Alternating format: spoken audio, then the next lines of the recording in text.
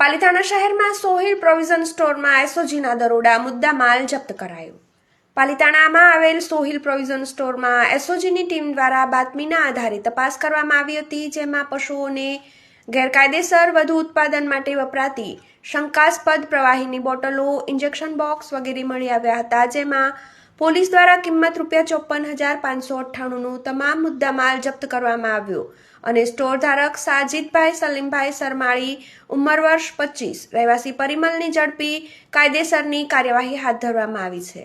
કોઈપણ આધાર પુરાવા વગર કે લાયસન્સ વગર પોતાના કબજામાં આ વસ્તુઓ મળી આવતા કાર્યવાહી કરવામાં આવી અને પોલીસ દ્વારા આ જપ્ત કરાયેલ મુદ્દામાલ FSLમાં તપાસ અંગે મોકલી આપી એસઓજી પોલીસ દ્વારા વધુ તપાસ હાથ ધરવામાં આવી છે।